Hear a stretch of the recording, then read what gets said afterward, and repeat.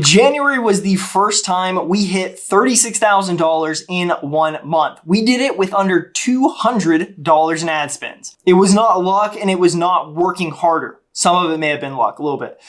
The offer finally clicked, and I'm going to break down exactly what changed. All right, so we can't really talk about the result of $36,000 without starting from square one, which is who is our offer for and what is the offer. So you have to know your audience. Our audience in this case was authors. Those are the people who we were going after.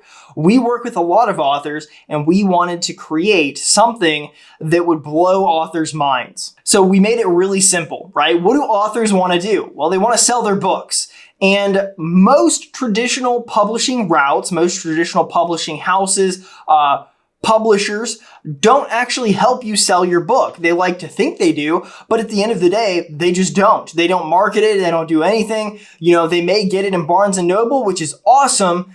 But at the end of the day, they don't really put it in front of your ideal reader. It's more of a, hey, it's on the shelf now.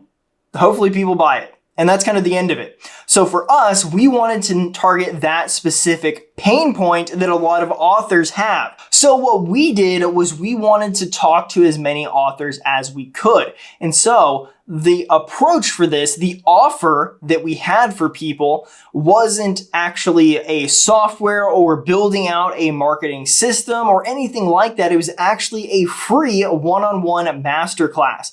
My business partner, Bobby, would hop on a call with the author and Bobby would tell them how to sell their book. He would actually walk them through a presentation. It was super professional. Bobby's a very articulate speaker. He did a great job telling these people how to sell their books. And as you can probably imagine what the problem is. By going through this presentation, a lot of authors realize a couple of things. Typically, number one, they don't know how to do what we're doing. And number two, a lot of them don't have the time to do what we're telling them to do. And so that opens the door for Bobby, somebody who has kind of presented himself as this all-knowing, or not necessarily all-knowing, but a master marketer who works with authors. So we've basically brought value to them to position ourselves as the professionals that they need help from. And then on the other side, we're also basically uncovering, hey, you have this problem, and we solve that problem. Yeah, we're talking to you for free for now, but we have other stuff that we can offer you, marketing builds, so on and so forth. So it was kind of a subtle approach to selling people. It wasn't necessarily, hey, here we have this for you, please pay us money. It was more, here's how we can help you, let me give you value first. And while doing that, we uncover some other problems. Which brings me to part two, which is the offer and value ladder that we started putting in place. The gateway drug, so to speak, was that initial one-on-one masterclass with Bobby. Completely free, totally value-driven. We're giving you the keys to the kingdom. We're showing you exactly how to do what we want you to do. What we're not doing is doing it for you. Not yet. And that is where everything finally clicked. We had a ton of meetings coming in. Our calendar was booked solid. I'll put a screenshot of it. It's going to be blurred, but I will put a screenshot of what our calendar looked like for 1 week. This was meetings, from the time like 8 a.m. until 5 p.m. every single day with very few exceptions. But here's something I would like to mention. This offer didn't start in 2026. No, this offer actually started in 2025, the end, Q3 and Q4 of 2025. We actually had this same one-on-one masterclass, but it didn't make that much money. It was only about a 5x return on investment. We spent almost $3,000 and we made about $12,000, $13,000 off of it. Not horrible, but it sure doesn't beat spending $200 and making $36,000. So what changed? Well, it was basically just the offer and how we set up that offer. We understood authors to a higher degree this year, and we learned from the mistakes that we made last year. So last year, interest wasn't the problem and traffic wasn't the problem. We knew that we could get that. Appointments weren't the problem. Getting people on the call, that was a bit of a problem, but it wasn't the main one. The main problem that we were running into was actually the delivery of the call and how things would kind of break down from there. So basically, we were selling high-ticket marketing software to authors. But our positioning wasn't properly adjusted. The pitch needed reps, and that's what we did last year. We had 70 something meetings with people for a couple of months at the end of the year to really get the reps in, to hone it in, to build out the systems. That way, whenever we hit January 1st, the ad actually went live on like January 12th. But whenever we hit January, we were running, we were off to the races, we were trying something new, and we had everything in place to work properly. Not only that, but we had gotten those reps in the past, so now we're ready to just blow the doors off of everybody who comes in and has a one-on-one meeting. So we have the same entry point, right? The ads that go immediately into booking your one-on-one masterclass with us, right into a meeting with Bobby. The difference is that Bobby had more reps. He had more confidence. He knew exactly what he was selling. He was able to see who was the target market or the target client a lot more clearer than he ever was before because he got those reps in. And he was able to refine that high ticket pitch that he was going with. And he also had a couple of steps on that value ladder from $5,000 up to $25,000.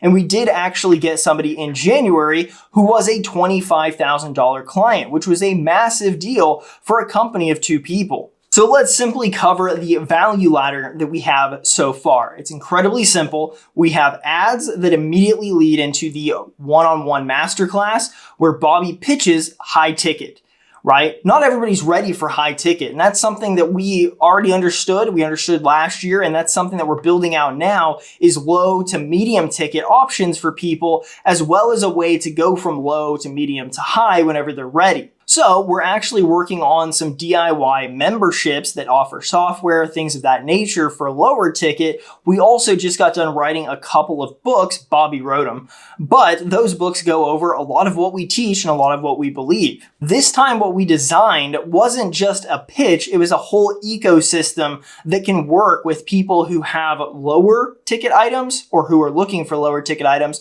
people who want medium ticket items, and people who want high ticket items. Think of it along the lines of this. Low ticket is do it yourself. But we provide a lot of the software, we'll provide coaching, but it's one-to-many coaching. Medium ticket is going to be done with you. We're going to show you how to do it in a one-to-many situation. Think a Zoom call or something like that. And then the high ticket side, that is where it's done for you. We're going to come in, we're going to handle everything, and we're going to take care of everything, start to finish, soup to nuts, it's all done. So having that value ladder in position, that offer and the value ladder in position properly, and just continuously kind of building onto it, right? You can start out with something simple like we did, ads, free masterclass, high ticket offer, right? And then you can add in the other stuff as time goes on. So medium ticket offer and low ticket offer. So quick question. I want to know what you are selling right now. Is it low ticket? Is it high ticket? Please let me know in the comments down below. I love getting to know you guys. And I think that that's a really important question for me to ask. Now let me show you where every lead went. We kept this very simple starting out, and this is the same thing that I suggest that you do. So ads drove traffic to the one-on-one masterclass. The people who landed on the one-on-one masterclass signed up using a calendar link that went directly into Bobby's calendar. After that, they would hop on the call where they would be given value. That was the number one thing that we wanted to provide there, was to give value and to basically just see where people landed, right? Do people want to work with us? Are they more independent? Do they want to do it on their own? Where did they land? And we collect that information from them. But it also gives us the chance to position ourselves as kind of, they're Luke Skywalker and we're Yoda. We're not the heroes, they're the heroes, but we want to help them be the heroes. So that's the whole idea behind this model. And then from there, we can pitch them, right? No dead ends. Everybody who came into the funnel had somewhere to go. Whether they booked with us or not, they were getting some kind of contact with us. Whether it was booking with us, where they would go into that meeting, or if they didn't book with us, they were getting basically an email drip where we would just kind of put them through a workflow and they would get multiple messages.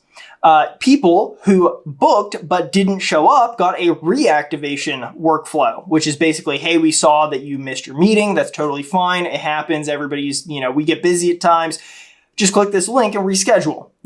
So we're kind of trying to follow up with everybody that we can in order to maximize our value on ads. Because even if we get one person who, maybe they didn't book, but now they see the emails and they're like, you know what, let's give it a shot. Who knows? They sign up for it and now they get into it. If one of those converts into a sale, that helps our ROI massively. So just think whenever it comes to just starting out with an offer and you're building the funnel around it, you want less steps, but make them simple, which reduces the friction. Less friction means more appointments. Okay, so whenever it comes to ads, this is incredibly simple. It's way more simple than people think. The way that we typically run our ads is we start out ads at $10 a day. That is where every ad typically starts.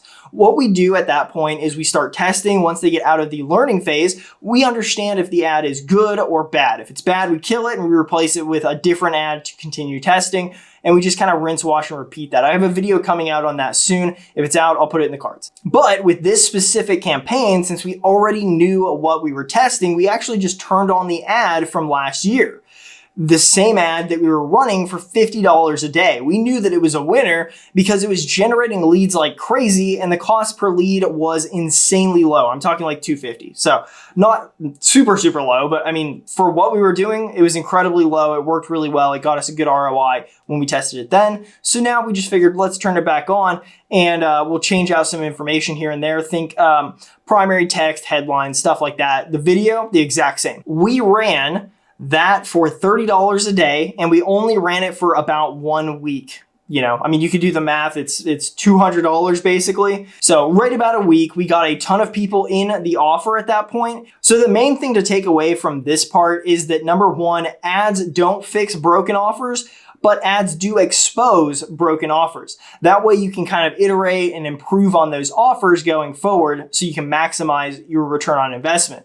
So this is where most people lose. This is something that very, very few businesses that we work with already take care of. And that is following up with leads. I cannot tell you how many people love to just get leads in. They call them once, they go, this sucks, hang up the phone, that's it, that lead's dead, we never talk to them again. If you're doing that, you're losing so much money. And that's something that we already knew. So like I mentioned a little bit ago, we started building out workflows that would actually re-engage leads that had booked calls but didn't show up, and leads that never even booked calls, but they signed up for the ad. So they had an interest in it, they just didn't have enough of an interest at the time to book a call. Or maybe they felt scared or nervous or whatever else, they just weren't ready to book the call at that point.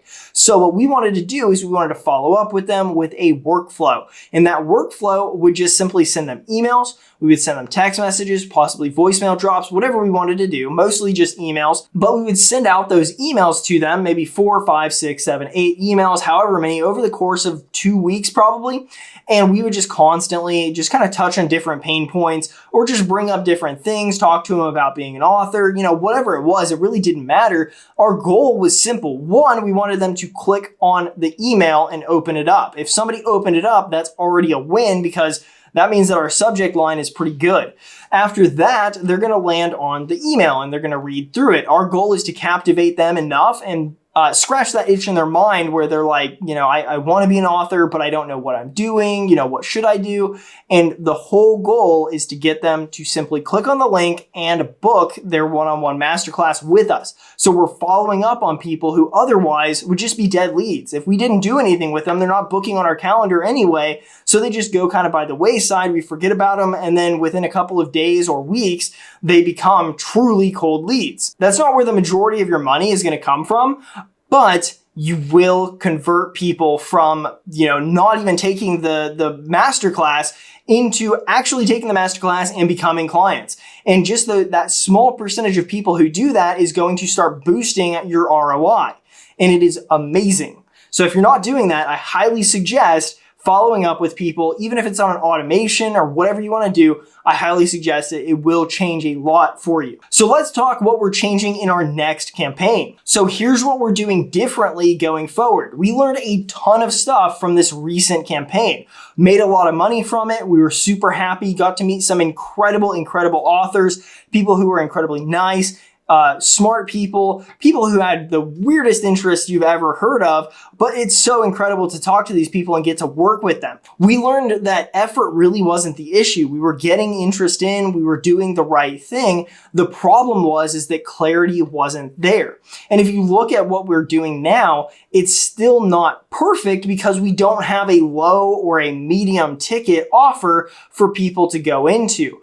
And that is something that we're working on. That's something that we're building out. So we're constantly iterating to improve what we're working on. We want to make sure that we expand that value ladder. Basically, at the end of the day, if somebody has $9 to spend, we want to make sure that we're giving them good value for the $9. In this case, that would be something like an ebook that we write, or it could be a physical book. But either way, if you have the money for it and you're interested in what we're doing, we want to be able to work with you, even if it's to a small extent, like a small ebook.